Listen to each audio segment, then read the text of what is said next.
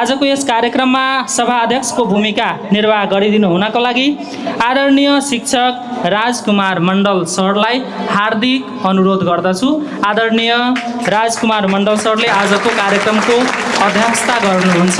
त्यस्तै गरेर प्रमुख अतिथिका रूपमा आसन ग्रहण गरिदिनु हुनका लागि हजुरहरूले एकदमै चिन्नु भएको चित परिचित नाम आदरणीय श्री सत्यनारायण आलोक बाबा सद्गुरु कवीर बाल आश्रम जनकपुर धामका संस्थापक रहनु भएको छ। उहाँलाई आजको यस कार्यक्रमका प्रमुख अतिथिको रूपमा आसन ग्रहण गरिदिनु हुनका लागि हार्दिक अनुरोध गर्दछु। उहाँको लागि पनि जोरदार ताली होस्। त्यस्तै गरेर विशिष्ट अतिथिको रूपमा आसन ग्रहण गरिदिनु हुनको लागि भूपू शिक्षक आदरणीय श्री गंगा प्रसाद मण्डल सरलाई हार्दिक अनुरोध गर्दछु। विशिष्ट अतिथिको रूपमा उहाँलाई आसन ग्रहण गरिदिनु हुन हार्दिक अनुरोध छ। हाम्रा सभाध्यक्षज्यू प्रमुख अतिथि एवं विशिष्ट अतिथिबाट पुष्प अर्पण गर्दै मा शारदेको चरणमा र दीप प्रज्वलन गरेर आजको यस भव्य एवं सभ्य कार्यक्रमलाई सुरुवात गरिँदैछ। सरस्वती माया दृष्टा बिना पुस्तक धारिणी हंसवाहन संयुक्त विद्यादानं करोतु मे। प्रथम भारती नाम द्वितीय तृतीय शारदा देवी चतुर्थ हंसवाहिनी पंचम तो जगत माता षष्ठम बागेश्वरी तथा सप्तम चैव कुमारी अष्टम वरदायिनी नवम बुद्धिदात्री च दशम ब्रह्मचारिणी एकादश चंद्रघंटा द्वादश भुवनेश्वरी द्वादशैतानि नमानि त्रिसंधे पठेत्रः जिहाग्रे तस्य बस्ती 12 रूपाय सरस्वती। प्रेम से बोलो सरस्वती माता की जेनजी आन्दोलनमा हाम्रा विद्यार्थी लगायतका देशका युवाहरू देशका भविष्यका कर्णधार युवाहरूको ज्यानको आहुति दिनु पर्यो।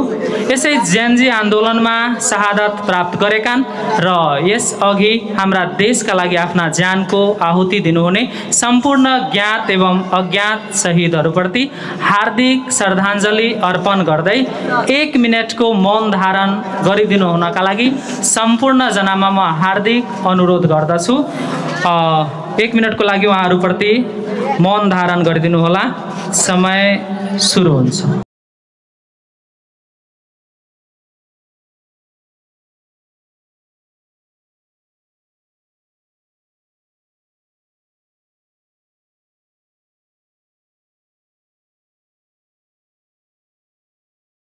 आजको यो कार्यक्रमको सभाध्यक्ष प्रमुख अतिथि र विशिष्ट अतिथिज्यूको अनुमति लिएर सञ्चालन गर्न गइरहेको छु। सर्वप्रथम आजको क्वेशन जान्छ विश्वको भूगोलबाट र सुरुवात हुन्छ मावि सुगा निकासबाट। आजको पहिलो क्वेशन विश्वको भूगोल च्याप्टरबाट।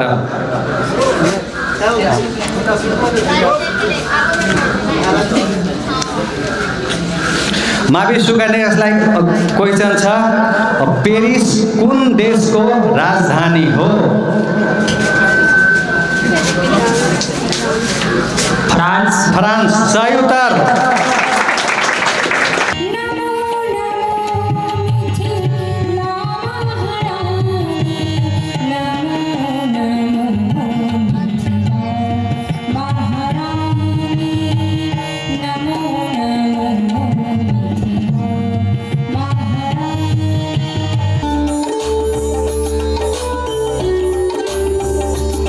मावि खोजरी मौवालाई क्वेशन जान्छ भगवान गौतम बुद्धको आमाको नाम के थियो?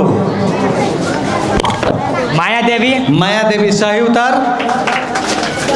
मावि ठाडे भर्खर सम्पन्न T20 क्रिकेटको एसिया कप टुर्नामेन्ट कुन देशमा भएका हुन्?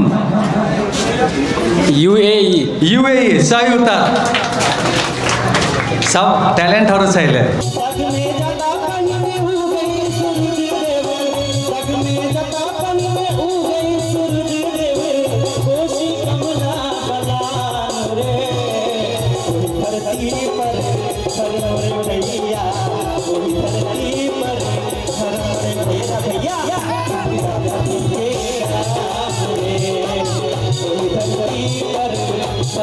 भैया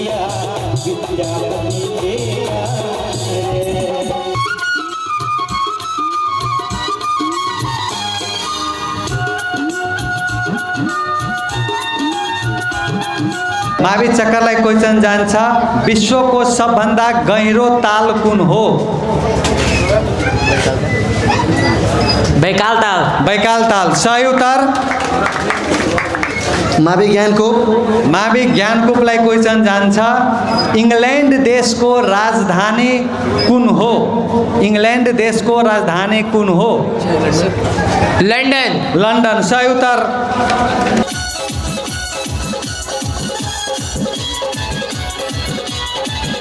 मावि गिधा बेलापट्टि त्रेता युगमा जनकपुरलाई के भनिन्थ्यो? मिथिला। मिथिला सही उत्तर। जति पनि लोकसभा एक्जाम हुन्छ त्यसमा प्रथम जुन पेपर हुन्छ त्यो जिके राखेको हुन्छ र जुन यहाँ जुन सोधिएको छ अनि यो जिल्लाभरिका विद्यार्थीहरूको जुन प्रतियोगिता थियो अब उद्देश्य के छ भन्दाखेरि यो प्रत्येक साल जब हुन्छ अनि थुप्रै स्कुलहरूमा चाहिँ यसले प्रतियोगिता भइरहेको छ। शुक्रबार चाहिँ हाम्रो गुरुहरूले चाहिँ गराउनुहुन्छ अनि त्यो के छ बच्चा प्रिपेयर भइरहेछ कसको लागि? लोकसभाको लागि। अनि स्वाभाविक हो हाम्रो यो जिल्लाभरिबाट चाहिँ सबभन्दा बढी यस्तो आउँछ यो विद्यार्थी भाइहरू चाहिँ नाम निकाल्न सफल हुनुहुन्छ र गायनमा पनि राम्रो भइरहेछ। मैले चाहिँ आज अब त म आयोजक छु, म त नाम अब थियो मैले जुन हेरेको छु अब जजको निर्णय के हुन्छ तर जुन आयोजक हिसाबले मैले 2-3वटा विद्यालयमा हेरेर गायनमा यति खुसी लाग्यो मलाई। मैले एकचोटि मैले प्लान गरेको थिएँ कि गायन प्रतियोगितालाई म हटाइदिन्छु, हाजी बाबु रहन्छ नृत्य रहन्छ गायन म हटाइदिन्छु। अनि मैले रामनाथ ठाकुर सरसँग सल्लाह लिएको थिएँ कि सर गायन म हटाइदिन्छु किनभने गाउने बेलामा दिमाग खराब भइहाल्छ, पब्लिक पनि बोर हुन्छ, न सुर हुन्छ न ताल हुन्छ, केही हुँदैन। अनि जब केही हुँदैन भने जब विद्यालय पनि इम्प्रुभमेन्ट गरिदिनु भने किन हामी चाहिँ गराउने? र उहाँले भन्नु होइन साजबा चाहिँ मञ्चमा रहनु पर्दछ अनि त्यो पटक चाहिँ ठिकै छ सर राखौँ। तर आज धेरै खुसी लागेको छ जुन हाम्रो यो विद्यार्थीहरूले आफै प्ले गर्नुभयो र आज 3-4वटा बच्चा लगभग धेरै सुरमा गएको छ, तालमा गएको छ, धेरै खुसी लागेको छ र नृत्यमा त राम्रो छ र सबभन्दा यो हाजा प्रतियोगितामा चाहिँ यति इन्ट्रेस्टिङ थियो, यति जबरदस्त लाग्यो। ताली दिएर स्वागत गरिदिनुहोस्। कप र प्रमाणपत्र श्री आलोक बाबा ज्यूको हातबाट चाहिँ गिधा बेलापट्टिका विद्यार्थी भाइहरूलाई चाहिँ दिइराखेको छ।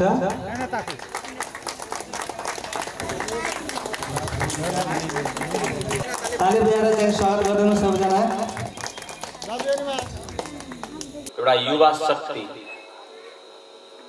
राष्ट्र निर्माणको मानव निर्माणको क्षेत्रमा 5 वर्षदेखि निरन्तर साधारण संस्थाको माध्यमले धेरै व्यक्तिहरू, हजारौं व्यक्तिहरू भित्र निहित रहेका अपार प्रतिभाका जसलाई कुनै पहिचान दिन सरकारसम्मले पनि ढुलमुलाइरहेको अवस्थामा सोच्दै नसोचेका ठाउँबाट यति ठुलो प्लेटफर्म जुन प्रगतिशील समाजले स्थापना गरेको छ त्यसको लागि आयोजकलाई हामी सबैले ताली बजाएर सम्मान गर्छौँ।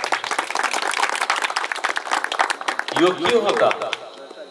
यो के हो भने हामी गाउँबाट राष्ट्र र अन्तर्राष्ट्रिय निर्माणको लागि आफूलाई योग्य बनाइराखेका छौँ।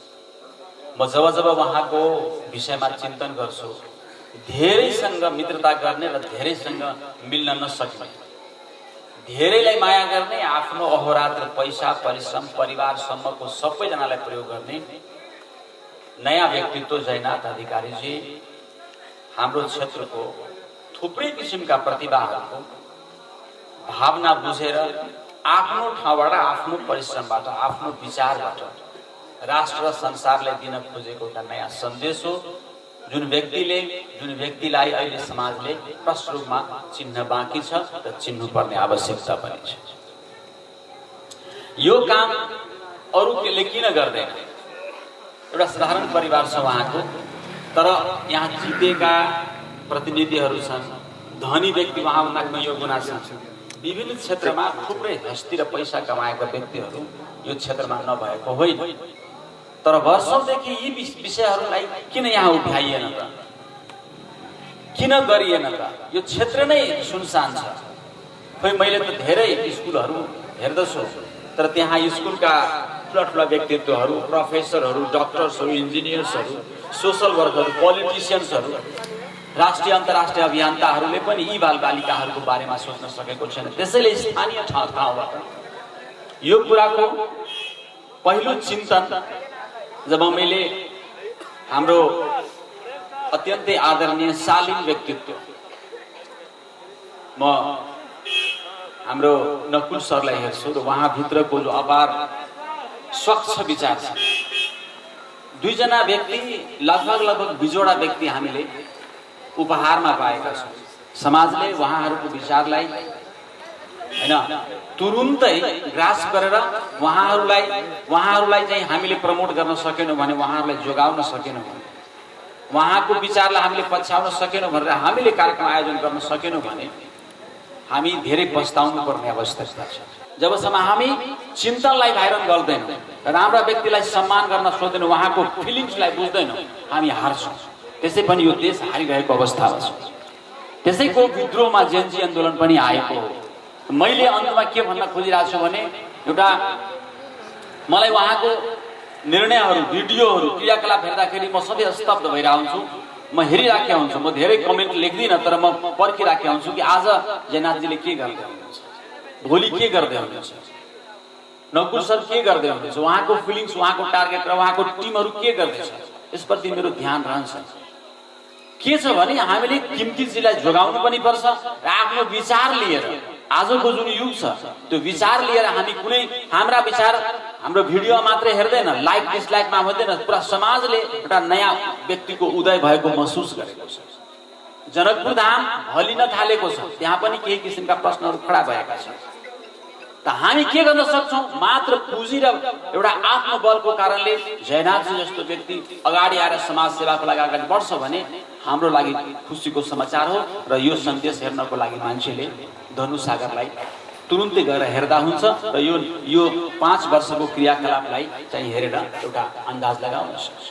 आजका कार्यक्रमका प्रमुख अतिथि आलोक महाशय तथा विशिष्ट अतिथि हाम्रा गुरु श्री गंगा प्रसाद मण्डल सर र यस कार्यक्रमलाई प्रत्यक्ष र अप्रत्यक्ष रूपमा धेरै सहयोग गर्नुभएका सम्पूर्ण महामानवलाई र यस कार्यक्रममा सहभागी भएका सम्पूर्ण विद्यालयका प्रधानाध्यापक, सहभागी शिक्षक भाइ बहिनीहरू, धेरै व्यस्तताको बावजुद पनि धेरै टाढाबाट आएर यस कार्यक्रमलाई सफल पारिदिनु भएकोमा धेरै धन्यवाद दिन चाहन्छु।